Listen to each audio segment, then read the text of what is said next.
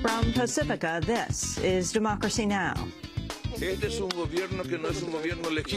is a government that is not legitimate. It is a false administration.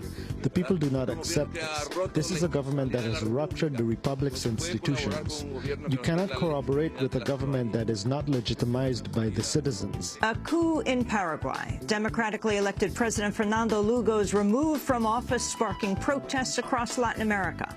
Argentina, Brazil, Venezuela, Chile, Uruguay have condemned his impeachment. Will the United States recognize the new government? We'll speak with Greg Grandin, author of Empire's Workshop. Then, as Rio+20 Earth Summit, the largest UN summit ever, ends in disappointment, we'll speak with David Suzuki, one of the leading Canadian environmentalists. The science is in. The planet is in terrible shape. And the difficulty is that meetings like this are doomed to fail because we see ourselves at the center of everything, and our political and our economic priorities have to dominate over everything else. David Suzuki on the climate crisis, the student protests in Quebec, his childhood growing up in an internment camp, and his daughter's historic speech at the Rio Earth Summit in 1992 when she was 12 years old. All that and more coming up.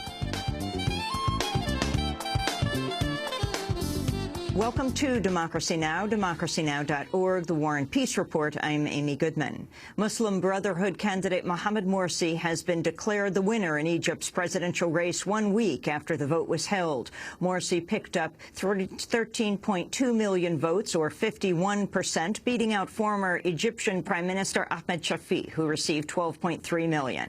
Tens of thousands of people flooded Cairo's Tahrir Square Sunday after the result was announced. In his victory address, Morsi vowed to respect Egypt's international obligations as well as human rights at home. We will respect agreements and international law as well as Egyptian commitments and treaties with the rest of the world. We will work to establish the principles of Egyptians and its civil identity as well as human values,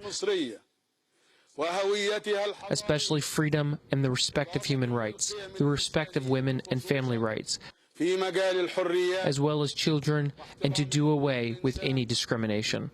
Morsi will become Egypt's first freely elected president, but he'll face major challenges under Egypt's ruling military council. The council recently issued new restrictions on the incoming president's authority and will retain control of Egypt's budget and legislation.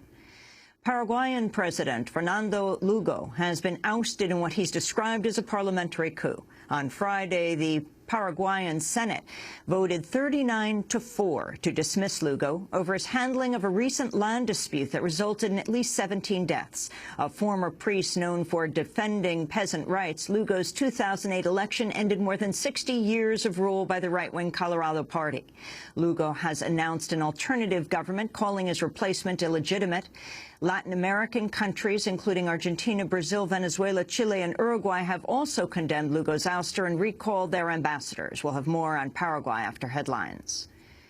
The UN Conference on Sustainable Development, Rio+20, has concluded in Brazil. Over the weekend, negotiators unveiled an agreement that sets new development goals and lays the groundwork for future talks. Rio+20 Secretary General Cha Zhu-kang hailed the pact as a success.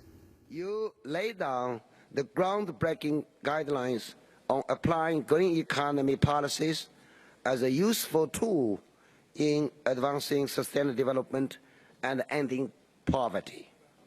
You agreed to strengthen the environmental pillar of sustainable development by enhancing UNEP. You decided that we need a high-level political forum to address the 3 pillars of sustainable development in an integrated way. Many groups working on environmental and poverty issues have criticized the Rio+20 agreement for being too weak. Ian Keith of Avaz and Kumi Naidu of Greenpeace had harsh criticism of the summit as it came to a close. What has happened in Rio is weak language with no timeline to end these polluter payments.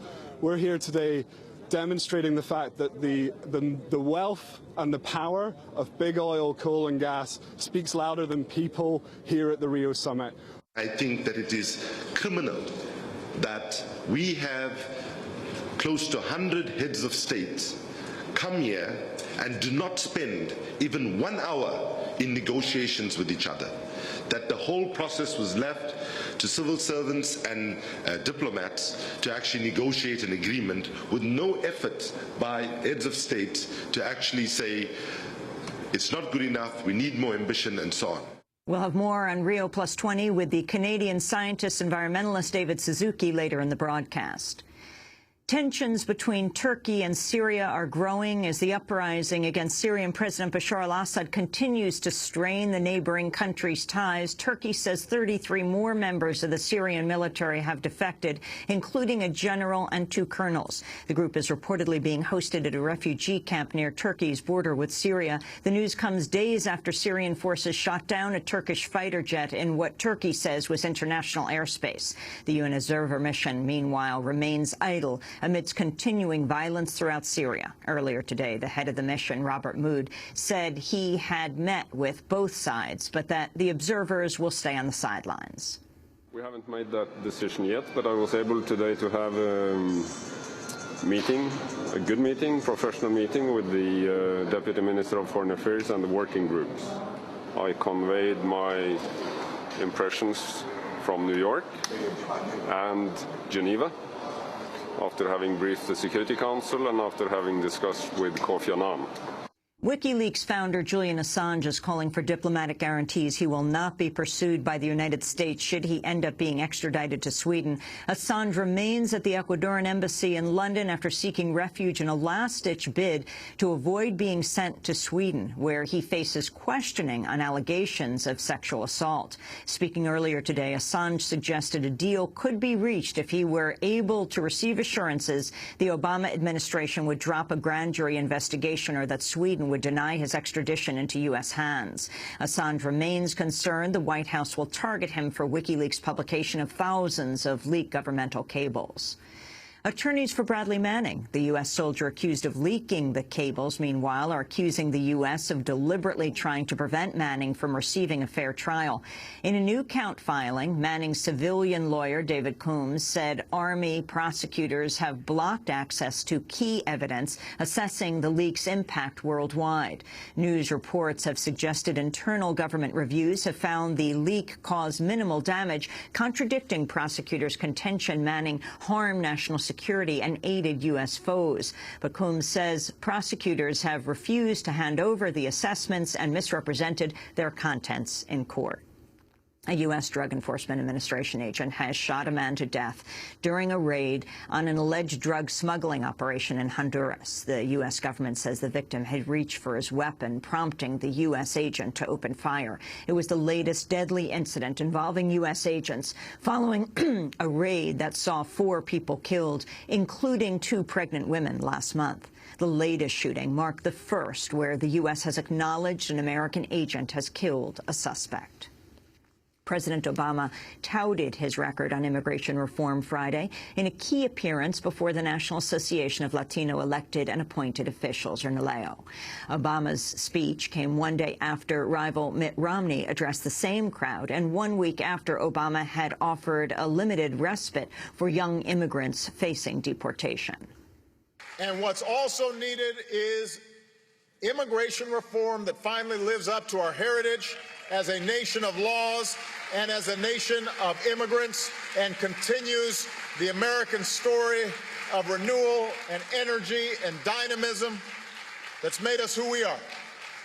There will always be plenty of stubborn opposition in the way that says, no, you can't, no, you shouldn't. But America was built by people who said something different, who said, yes, we can, who said, sí, se puede. In Colorado, more than 11,000 people have been ordered to evacuate from their homes as a massive wildfire continues to spread.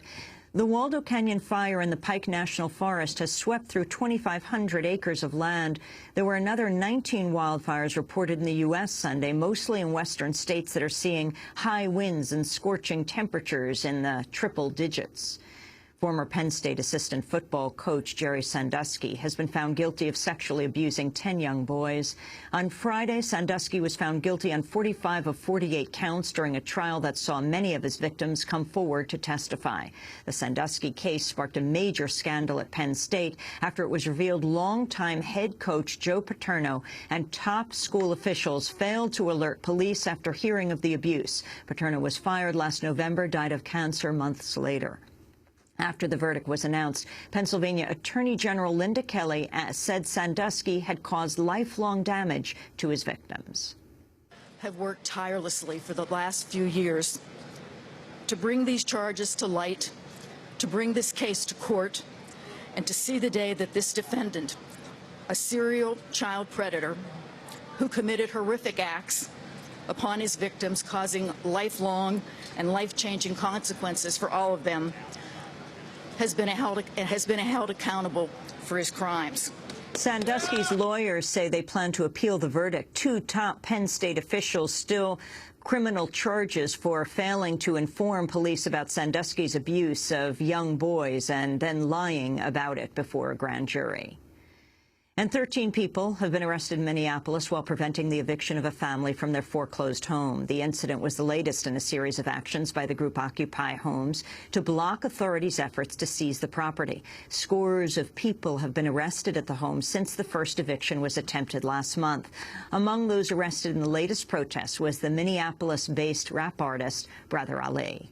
And those are some of the headlines. This is Democracy Now!, democracynow.org, The War and Peace Report. I'm Amy Good.